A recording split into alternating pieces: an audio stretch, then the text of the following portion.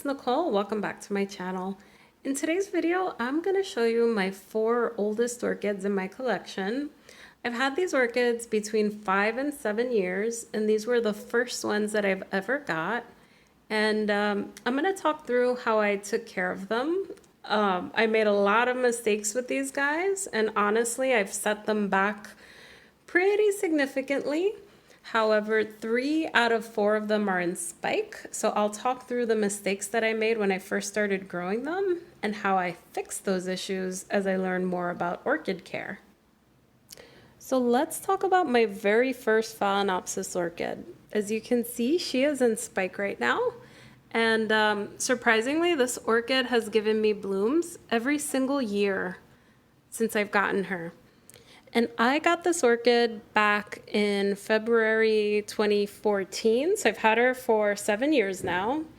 And when I first got her, I got her at a Home Depot. She had a double flower spike. She was very, very pretty. And basically when I took her home, I basically thought, you know, there's bark in here. Why isn't there soil? So I would water her, and the water would just flow right through the pot. And my issue with that is I don't think that the orchid is getting enough water.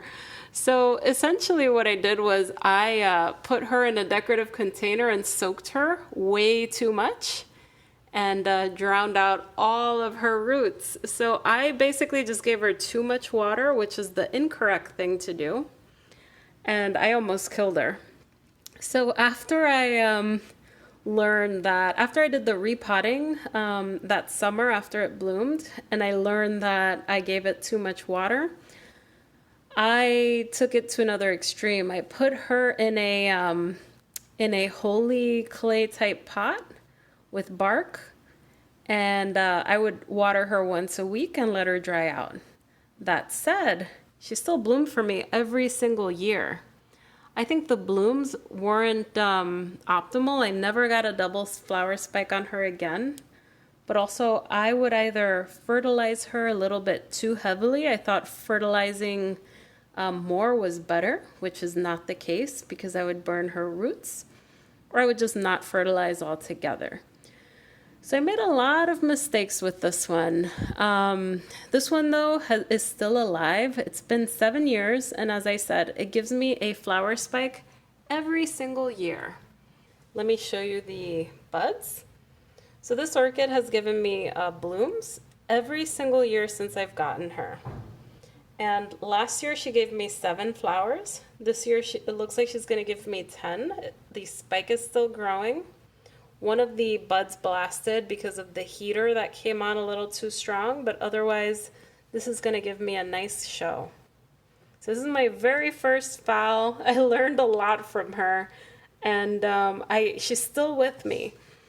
When I repotted her, I actually moved her over into a semi-hydroponic setup, and I was surprised to see that she had a really, really long stem, just because when you grow these orchids, they lose their lower leaves, and as you get an older orchid, eventually they all shed and you're left with a big, big stem. So when I repotted her, I had to cut the stem actually because it was so long. Otherwise, I hope to have her for a very long time. I'm very happy that I still have my very first orchid, and I can't wait to see the blooms again. So these next 2 orchids are my first 2 oncidium orchids. I got them back in Feb of 2016. I got them as a gift from my mom. When I got these, I was still sort of traumatized on my Phalaenopsis for killing off all of the roots that I potted them up in a mesh pot with bark, which was a huge mistake. The one on the left is a Sherry baby. So this one is the famous chocolate orchid. And the one on the right is a no ID oncidium. It is yellow and red, the blooms rather. The blooms are yellow and red. Now I potted them up in a mesh pot with bark, and initially they were fine. They bloomed for me for the first 2 years, and then over time, I noticed that the bulbs, especially on the Sherry baby, they got smaller and smaller.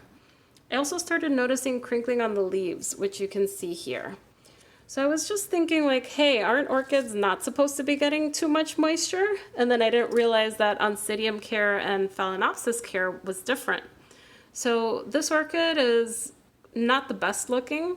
It's got a lot of crinkly leaves, but it's actually been recovering and it's been giving me larger bulbs now. I moved it from that mesh pot with bark to a sphagnum moss bark mix in a plastic pot, and it is actually in spike now. So you can sort of see the spike coming through right here. So I'm super excited for this because it has not been in bloom since 2017 because I was treating it, giving it the wrong care. This oncidium on the right has actually bloomed for me the last time in 2018. This one is more vigorous than the Shari Baby Orchid in that the bulbs were always a little bit bigger, but over time they grew in a little bit smaller, and it was only giving me one bulb per year. I think this is the year where I will get it to bloom again. I do have it in sphagnum moss now. It's growing much larger, healthier looking growths, but this one is prone to fungal infections on the leaves and spotting, so I keep a fan running at all times now.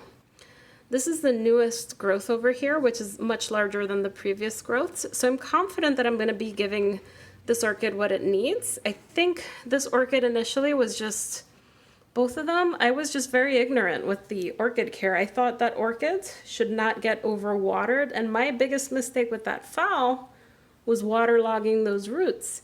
So I thought, okay, I got these oncidiums, I cannot give them too much moisture. Now, they're still alive. So, you know, these orchids are incredibly hard to kill. I've had them for 5 years at this point, and they're still alive. So they have storage pseudobulbs that have the water, and they have not died on me, which is remarkable given that I did not know what I was doing with them. So I'm really excited that this one is in spike, and I have no doubt that I'm going to get a spike out of this one later in the year. But these are my first two oncidium orchids. Up last, I have this Phalaenopsis Orchid. It is pink and yellow, and it is also in spike. It only has 2 flowers, but let me talk through how I've taken care of this orchid. So basically, I gave it the same care as that first Phalaenopsis. I got this orchid back in March of 2016, and it's bloomed for me every single year, which is nice. These orchids are incredibly hardy, but I took care of it just like I did my first phal. I watered it once a week. I let the roots basically get bone dry. It was in bark. It was in an airy pot. So basically I gave it a wet dry cycle, mostly a dry cycle, because I was so afraid to waterlog the roots, which was a huge mistake. Either way, it bloomed for me every single year. Now it's got mechanical damage because it fell off the windowsill, but otherwise I have not had any issues with this orchid other than a low bloom count. So as you can see, this orchid only has 2 buds, which is not ideal. Last year, this orchid gave me 5 buds. So it's got 2. I think it's adapting to my environment and my care. I definitely have it in a much more moisture retentive medium. I do give it wet dry cycles. I think I am going to move it to a semi-hydroponic setup like the other orchids. But, you know, the roots are growing really nicely. It was always getting really good light from a south-facing window at my old apartment. But I think it's just needing some time to adapt to my care. So I did the same mistakes as before, where I would either give it too much fertilizer and burn off the roots or not give it any fertilizer. So I would go a year without fertilizing this orchid, which is a big no-no since Phalaenopsis are heavy feeders. That said, it's still really hardy, and I think that with time I'll be able to get more blooms. It's still getting used to my care. In summary, I've had these orchids between 5 and 7 years, and they are all still alive. I can't believe that my first 4 orchids are still with me. As you can see, especially on the Shari Baby, they took a lot of abuse. I think my biggest mistake with all of these orchids, which I'd urge you if you're a new orchid grower, don't do this. My biggest mistake was I had them on a watering schedule. I would water them every Saturday. I had them all in mesh pots with bark, so they would get bone dry by the end of the day, sometimes in the summer. That wasn't great, especially for the Shari Baby, as you could see, because of the wrinkled leaves, but they survived. So I think in conclusion, you could see that orchids are actually pretty darn hard to kill. The Phalaenopsis have bloomed for me every single year, which I find phenomenal. The oncidiums have slowed down, but they're coming back. I'm really excited to get the Sherry Baby back in spike, especially since I've had it for so long and it's gone through so much neglect. I'd also say that one of my other biggest mistakes was over fertilizing. So I thought more was better, and then I saw all of the roots get really, really burned. That's a no-no.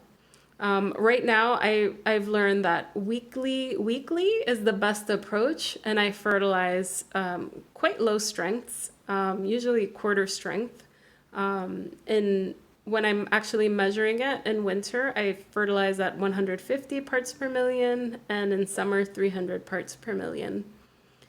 Anyhow, I am so excited that 3 of these are in spike. They don't look the best, but these orchids have taken the most neglect. And I have no doubt that they're going to be in my collection for a very, very long time, especially now that I know better and I know how to take care of them more. Anyhow, guys, thank you guys so much for watching. If you like this video, give it a thumbs up and subscribe to my channel for more orchid content. Bye, everyone.